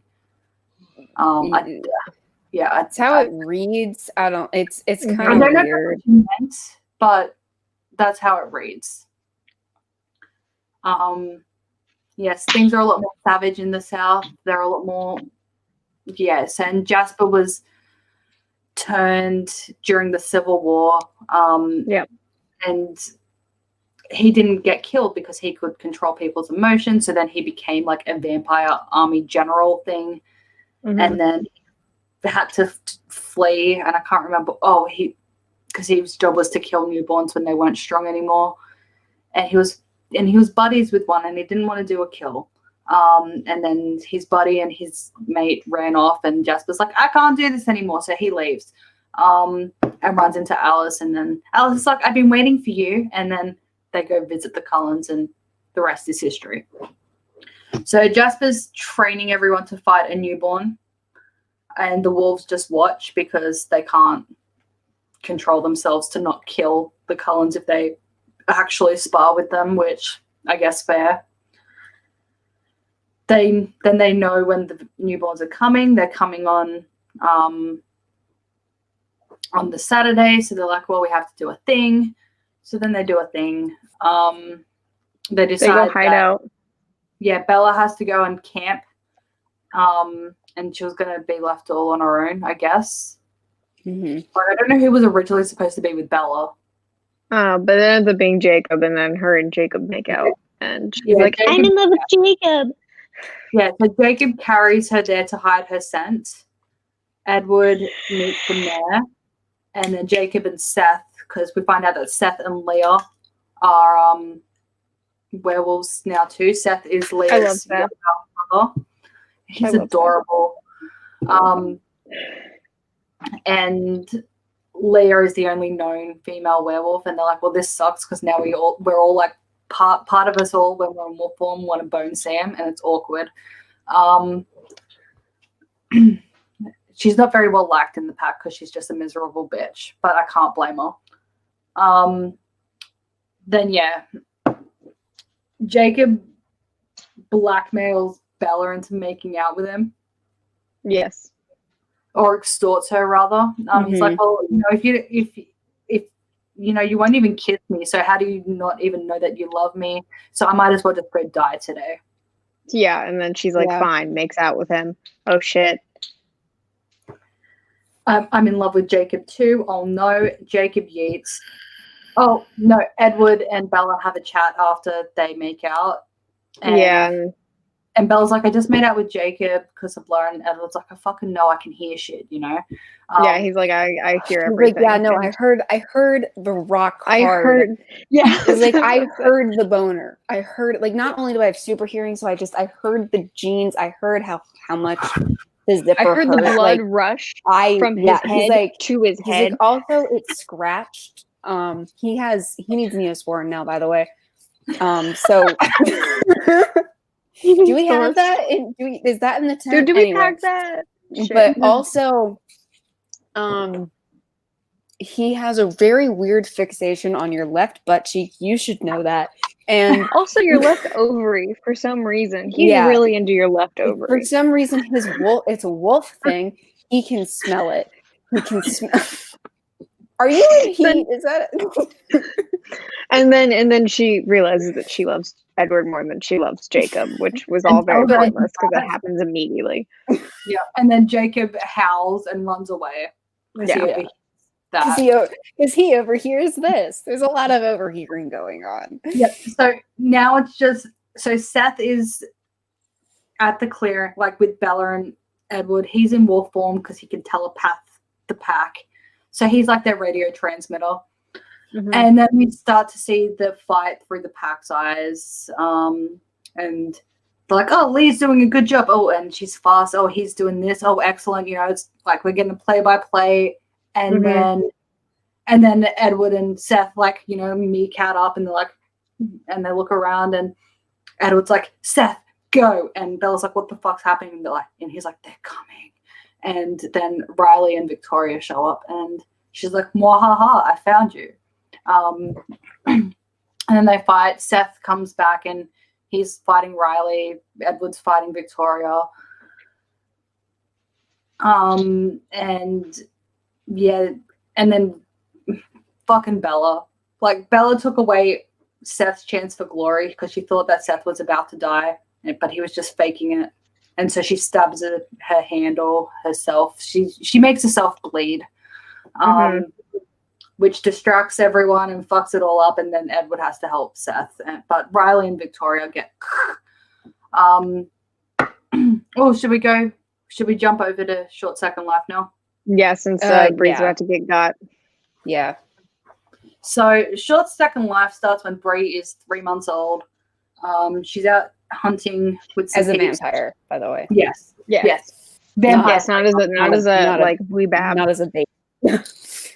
She's just 3 months old and hunting people and eating them and a 3-month-old with very sharp teeth. It's very honestly creepy as fuck. But we stand a toothy baby, I guess. But yeah, they're out hunting and she's like, God, I'm stuck with morons, my God. And we just more or less find out that the only person they know that it's in charge of them is Riley, and Riley works for her. We know who her is. It's Victoria. The newborns fight amongst themselves a lot. Some of them are just like, oh, we're vampires. We get to just be dickheads and do whatever. He also lies to them about vampire lore. Yeah, so traditional vampire lore, like vampires aren't, the sun burns them. They all believe this. And wooden stakes can kill them. They believe that. But she breaks away. She runs off after Diego because he's like, this is just a shit show. I'm going to go hunt elsewhere. So she goes with Diego. They kill a couple of hookers and a pimp and eat them. They go back and clean up the mess of the other guys, and then they're like, and she's like, I need some books, and he's like, I need some music. So then they go and pick up some books and music, and then they're like, oh, it's too late to get back to the house. And he's like, well, let's go to my underwater cave, shall we? So they go to an underwater cave that goes into a normal cave, and then they chat and they start talking, and he's like, how are you going? And she's like, I'm not too bad. How are you? Let's be ninjas. So then they decide to be ninjas. And then he's like, the sun doesn't hurt us. And she goes, bullshit. And then he's like, have some sun. And she's like, oh, you're sparkly. And he's like, I am sparkly, and so are you. So then they're like, well, let's do a thing, and we need to tell Riley this. Because they're like, oh shit, maybe he's just stupid. Yeah. So they go back to the house. They're acting like they don't know nothing's changed between them. So she goes to hide behind Fred because Fred's repulsive and no one bothers her there. Fred's a sweetie. And then it's time to go hunting again, and they follow Riley. And she goes up in the tree so her smell isn't there, and they hear Riley and Victoria talking. More or less just about the plan. And then the Volturi rock up. Jane and her crew rock up, and they're like, you're going to go kill the yellow-eyed vampires? And they're like, yes, we are going to go kill the yellow-eyed vampires. And Jane's like, okay, be quick. You got 5 days or we'll kill you all. Yep. And then they leave. And then Diego's like, oh, by this time, Diego and Brie have kissed. They mate really quickly when they're vamps, They feel everything out. Yeah, they fell in love already. It's already done. Yes, they're mated ninja vampires. They hear Riley and Victoria making out a little bit as well, because Victoria used her wiles on him. And Riley's like, Diego's like, I'm gonna tell Riley about the sun thing, and she's like, I don't trust him, and he's like, but he's my BFF, and so they're BFFs. So she goes back. Riley comes back and no Diego, and she's like, where's Diego? And he's like, oh, he's on a ninja mission. And she's like, okay, what kind of ninja mission? And he's like, he told me to tell you he got the handshake worked out and he's scouting ahead. Yeah. Okay, so then they train for a bit. Fred's looking at them all like something sus is going on. They're training, and then Riley's like, it's time to go. By the way, the sun doesn't hurt us. And they're like, 4 days a year, the sun doesn't hurt us. Yeah. So stupid. So then they're all running towards the Cullens. They're like, whoever gets to Bella first gets to eat her. Fred and Brie are hanging out towards the back, and Fred's like, "Hey, I'm eating." Yeah, we should leave because I think that they're all gonna lead us to death.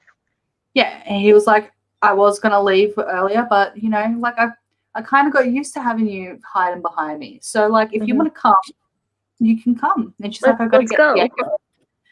And he's like, "Okay, I'll wait for you for a day in Vancouver. You go get Diego, meet me there." And so Bree's running, they're getting closer to the field. She doesn't see him anywhere. And then by the time she realizes he's not there, it's too late. The battle's going on. She can't escape. Riley fucks off. And then she clicks on, that Diego's dead. And then later on she realizes as well that a description that Riley gave about Victoria killing anyone who disobeys was the description of Diego's death. He was tortured to death, and then Riley and Victoria killed him. And that seems to be canon. It's not just an assumption. That seems to be on the record that's accurate. They ripped him limb from limb, put him back together, and kept doing so until he gave up all the information he knew, which is how Riley knew to say the ninja stuff.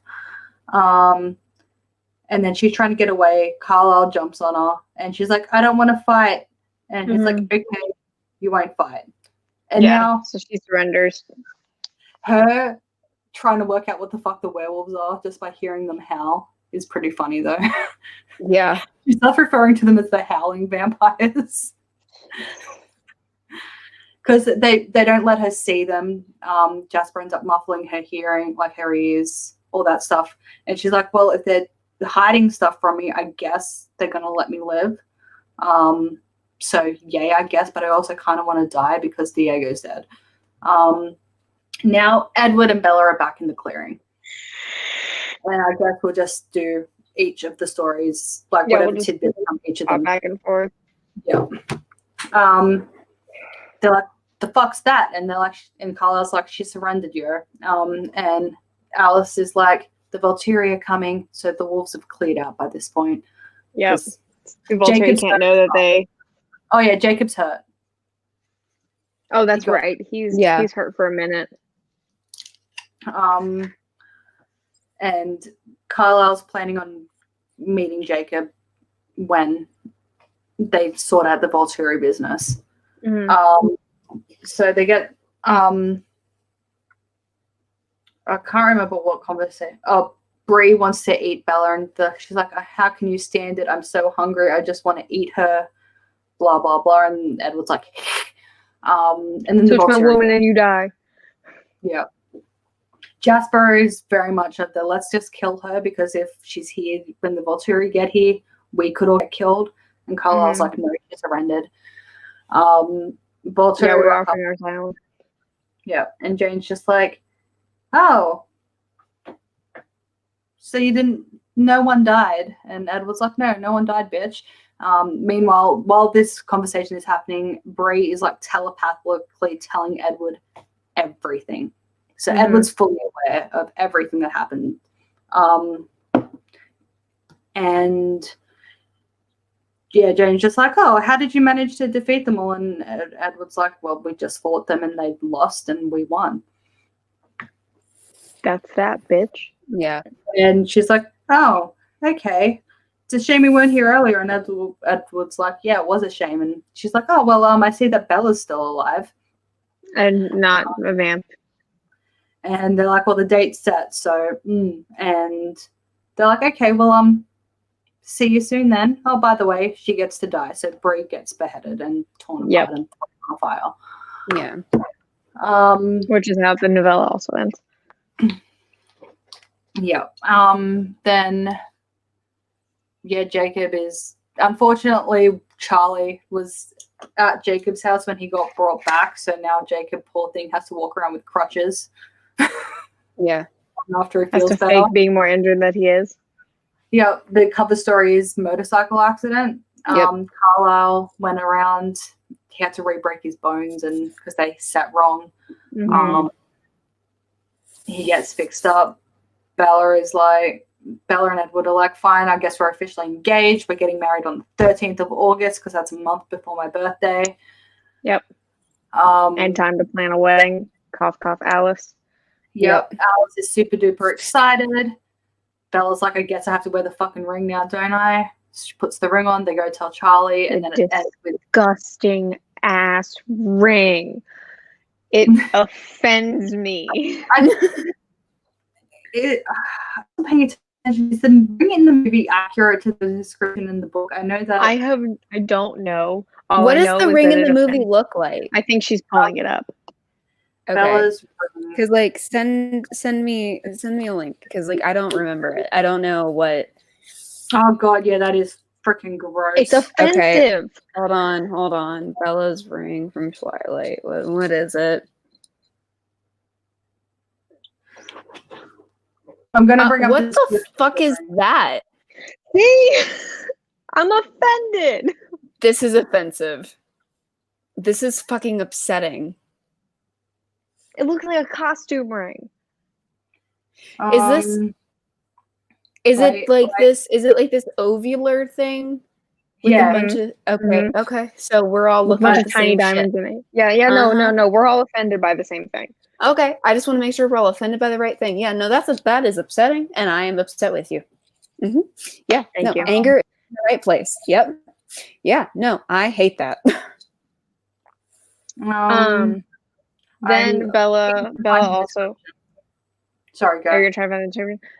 Bella also goes to visit Jacob, and she's like, "Hi, I chose Edward. Please stop trying to make out with me and bone me. Thank you, goodbye." And he's like, fine. Okay. The only difference between the description in the book and the actual ring was that the ring in the book was gold. I think that would have been worse. Yeah, well, I see why they went silver because her skin tone, gold. But yeah, the face was a long oval set with slanting rows of glittering round stones. The band was gold, delicate and narrow. The gold made a fragile web around the diamonds. I'd never seen anything like it, and I'll tell you, I have never seen anything like it either. That's all I have to fucking say. You know what? I don't. That's not what I have to say. What I have to say is that it's fucking offensive. Is it gonna? Here, you know what? I got this. I got it. I got this. Fucking screen share.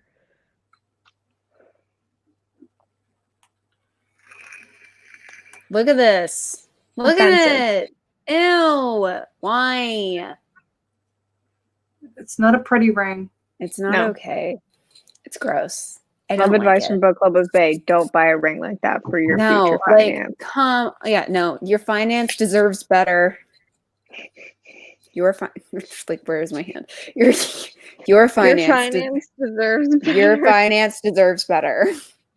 And then don't you know what, for any occasion, that is not okay. No. None. Okay? Your shitty Halloween costume deserves better.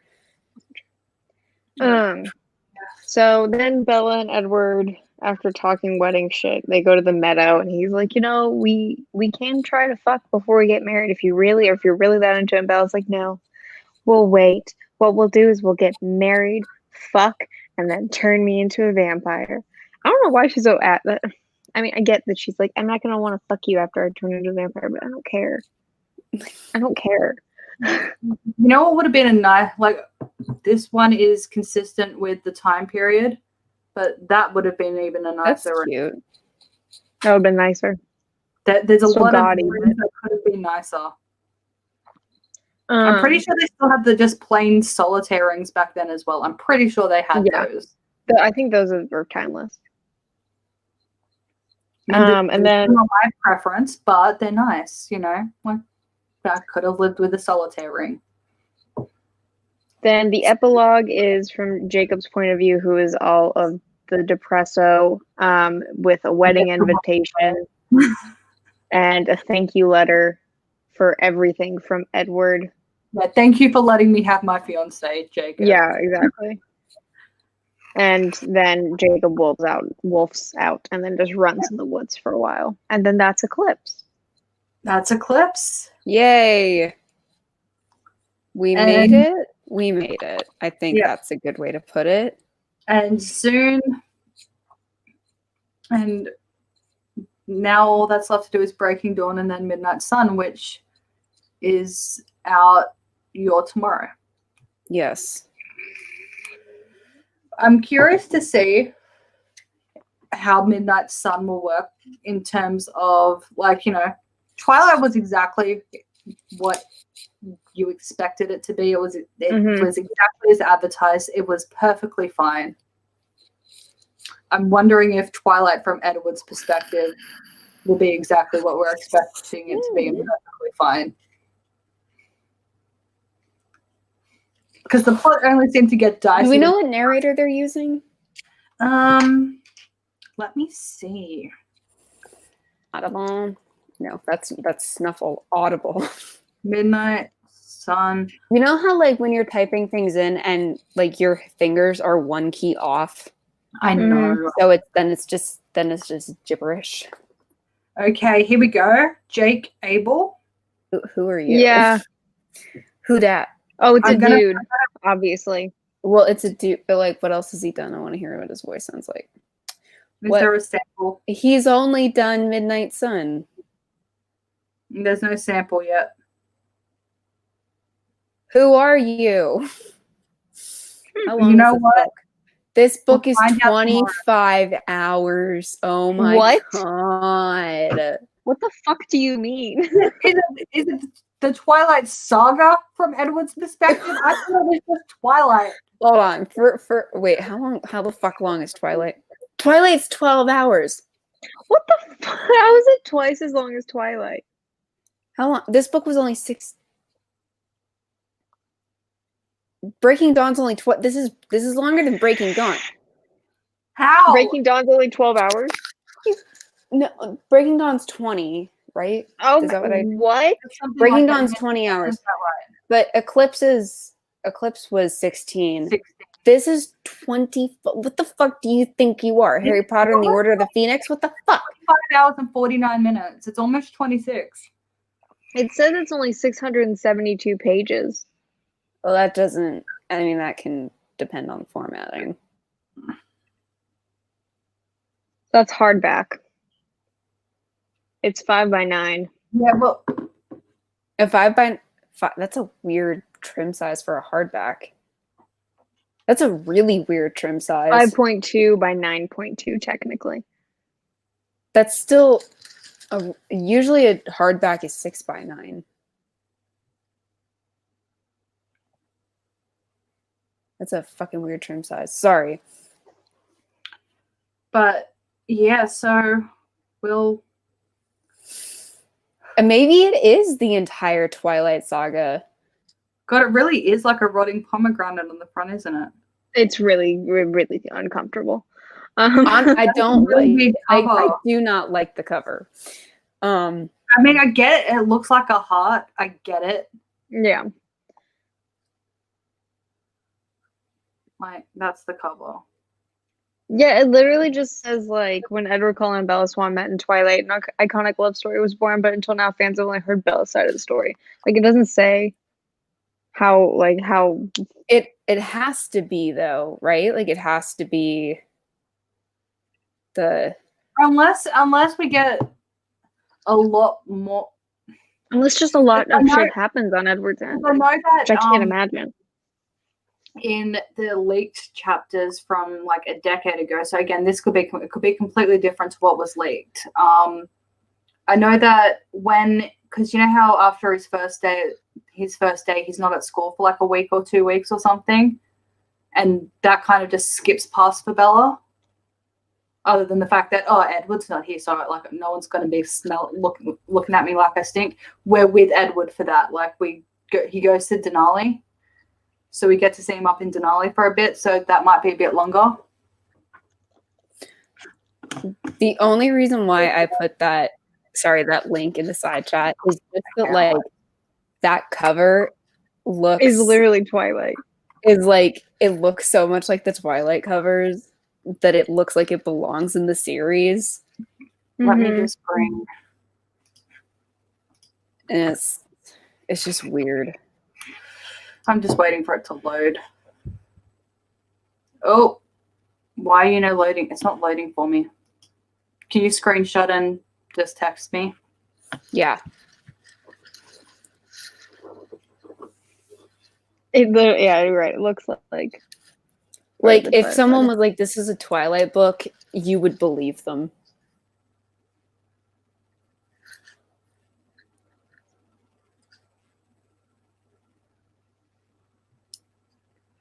Oh yeah. Well, Vampire Beach ended up doing that as well. A lot of vampire YA books after Twilight either redid their Twilight cover formula. Yeah. I'm just looking to see because the leaked chapters, there was like some fan, there was like a fake fan cover, done years ago for it. It was blue. I'm just gonna see if I can try and find it. But I hate the pomegranate. I do not like that. Yeah. I'm just gonna see if I deeply dislike this.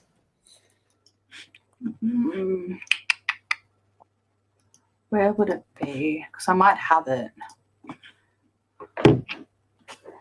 But yeah, no, the pomegranate, it looks, I get it. I'm guessing it's because it looks like a heart and it's a fruit. Yeah. But the Midnight Sun, like the old one for the leaked bit, it was like blue and I feel like it was a moon. I feel like it was. I'm not 100% sure though, because I haven't seen it in years. Yeah. But yeah, I'm curious to see what adds the extra, what, million hours? 14 hours. Right? Like, good Lord. Like, because that's a lot of hours. Like, that is a lot of hours to add. Yeah, it is. But before that, we've got Breaking Dawn. Yeah. Which I haven't read Breaking Dawn since like years before the movies came out. So I'm also curious. I've read Breaking Dawn once. So yeah, my memory of it is super fucking fuzzy. I'm like, I remember, like, my memory of it is probably very saturated with and like warped by the fact that I've seen the movies a couple of times. Yeah. So I'm curious to see what how accurate my memories of Breaking Dawn are. I'm gonna guess that my memory's pretty fucking warped by the movie. I do remember thinking though, with the movie and everything, a lot of the psychic powers and stuff in the battle and everything, it's a lot like the psychic part of the battle is a lot cooler in the books than it is in the movies, because well, the books have a lot less action. I do know that because I remember that distinctly. Oh yeah, that's the us in the theater. We were like, why is there a battle? Yeah, that's we were so confused. What I remember from the book is that it's like that whole sequence when Alice is showing the main Volturi guy the vision, it glosses over that in the book. It's just like Alice showed him this, and then so when TJ and I were in theaters watching it, we were like, what the fuck is happening? This did not happen in the books. Yeah. The other I worked with when that came out, she was traumatized. She stood up in the theater when Carlisle's head gets removed. Mm-hmm. She stood up and yelled no in the theater. And her husband had to pull her down, cover her mouth. She saw it opening night. It was there the first day, so the theater was packed. Luckily, she was short as fuck and in the front row, so because it's angled. Yeah. She wasn't blocking anyone's view. Like she's like 5'2", so like it was fine. But he had to pull her down and cover her mouth, and she's sitting there yelling no into his hand the entire battle scene. I mean, it was traumatic to watch it because we were just like, "What's the ever-loving?" I know we were like, "What?" We were like, "Look, we know it's like an adaptation, but like, come on, guys!" And then it was like, "No, you can't just start killing Carlisle and like everyone." I had some warning that we got a vision battle sequence. I didn't know who got killed in it and anything like that. I just knew that there was a we thought people were actually dying, and we were like, "Hot damn, this is not how this book ends." Yeah, we were like, "What the fuck?" The world rips open. People are falling into lava. Yeah. Yeah. Someone. Yeah. I think his real name's Rami Malek. I think is the actor's name. He's just like chasm. Everyone fall into it. Yeah. Like puppies died in the battle. Didn't like Seth end up casting it? Seth died. Which because like part of the vision battle, you're like, yeah, I don't care, and then you're like, Carlisle and a puppy? You can't just kill Carlisle and a puppy. I'm pretty sure Esme dies too. Yeah. Almost everyone is dead by the end of it. Yeah. Mm-hmm. Oh, before Edward dies, I'm pretty sure too. We debated last time about whether or not real life hair length is correlated to wolf fur length. It is. It is. So that's why Jacob had to put it there. It wasn't just to let blend in. It's because he would be Jacob the Shetland wolf dog. Which I would love to see. I honestly let it happen, but it's also weird because Leah isn't described as having a pixie cut. So why is she has her hair cut pretty short, but she's not as. It's a little bit shorter than your hair. Yeah, but her fur described as like.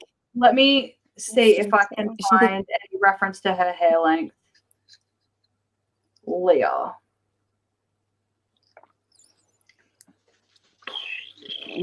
Because of they need they need what amounts to pixie cuts to have reasonable fur length, then I guess as a girl you would need that too. Yeah. And how come it's only the hair on your head? Why would you introduce this mechanic? I don't understand that. This seems like a silly mechanic to introduce. Okay, wait. Yeah, because Bella noticed that Jacob Wolf is more shaggy than the others, and his hair is also a bit longer. And she's like, "Why are you more shaggy?" And Jacob's like, "Cause hair length." I don't think her hair length is mentioned in this book.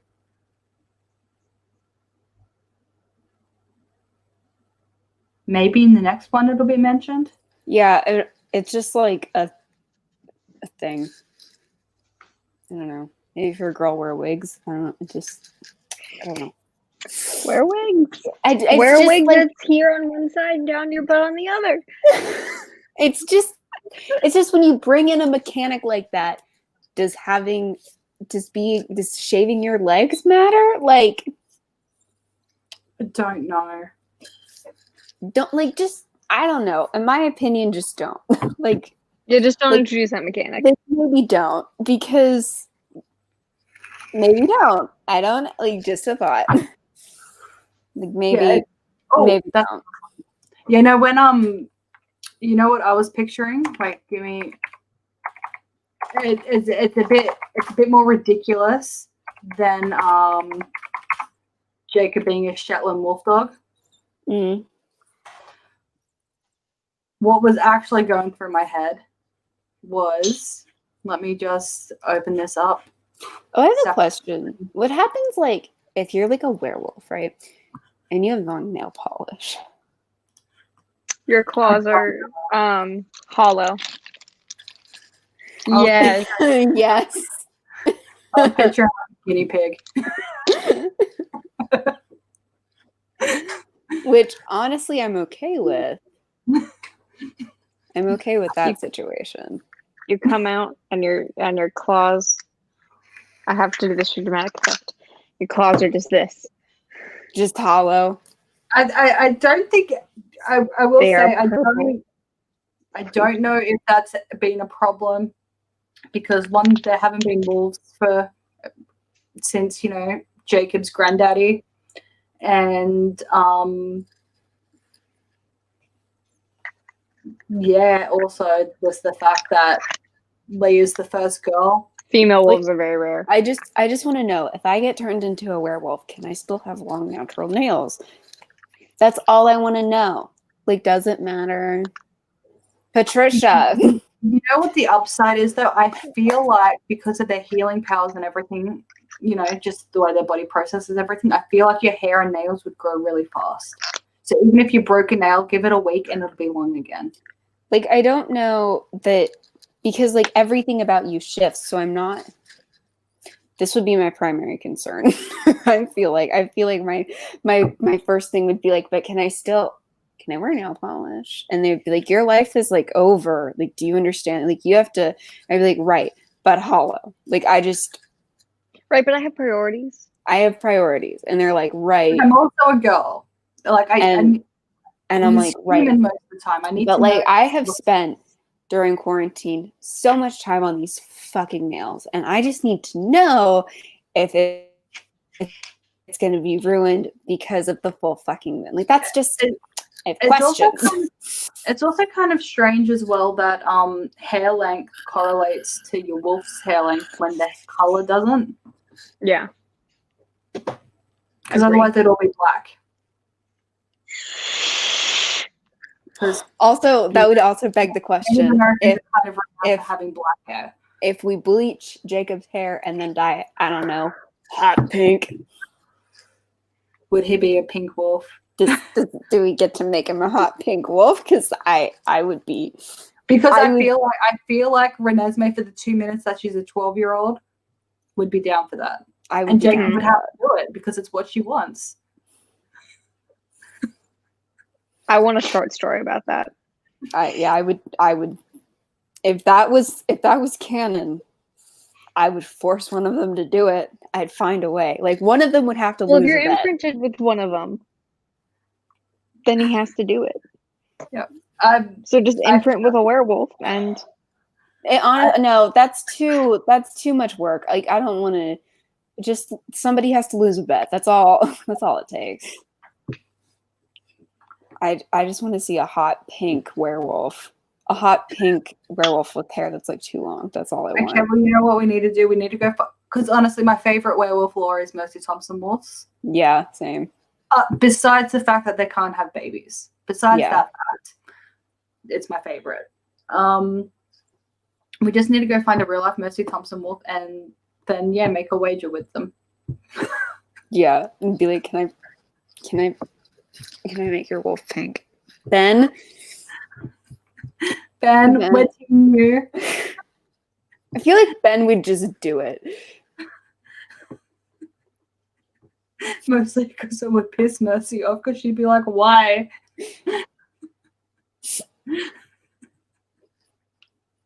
You know, I still ship Ben and Jesse. I've been rereading the books, and I'm like, I ship this. We need Jessie to actually get turned into a wolf, because she dyes her hair crazy colors all the time. Jessie would just do it. It would be her idea. Yeah, it would just be Jessie's idea. And honestly, if we were wolves, we would be like, I'd be like, okay, I'm gonna go pausey, you do it to me. Because is your wolf, if you dye your wolf's fur, well, when you shift back and then to like human, and then you shift back again, is your wolf fur still dyed? I don't know. How does that work? And then is the dye now in your bloodstream? Are you gonna puke? Like, are you gonna die? I feel like we need to ask Patricia. Patricia, can we dye a wolf pink? That's what I want to know. Real quick, TJ, this is embroidery. Pretty embroidery. Fuck that noise. Is that Heath Ledger? No, it's Outlander. It's Claire and Jamie. Okay. No, that's insane. Is that needlepoint? It doesn't say. It just says after a year of stitching, it's been beautifully framed. What you think? And then she tagged Sam Hugan and Diana Gabaldon. That's I imagine that it's cross stitch. A year. Dude, fuck that. Shit, that would require a lot of cross stitching. You can't even see them. No, I'm trying to zoom in on my screen too. Like, I mean, it just looks like it's a pixelated image. Honestly, but not even like that badly. At that point, just fucking needlepoint, bro. Just needlepoint. Cross stitching takes twice as long. Don't like if it's that big, don't do it. It's their wedding day. I'm so emo. Picture. That would be huge. Yeah, no, like that's I can't, like, hats off to you. I can't even. I'm trying to see what's like sitting on for scale, but I can't tell what it's sitting on. It's not on a wall. Because it's a very that's bananas. Anyway. But yeah, so we're gonna do Breaking Dawn next. We're going to do a good book at some point. Yes. We just gotta get it worked next out. Next week would be a good time. Yeah. Since I'll be dead. Yeah. Looking for the date. In any case, we will get that worked out, and we'll see you guys next time.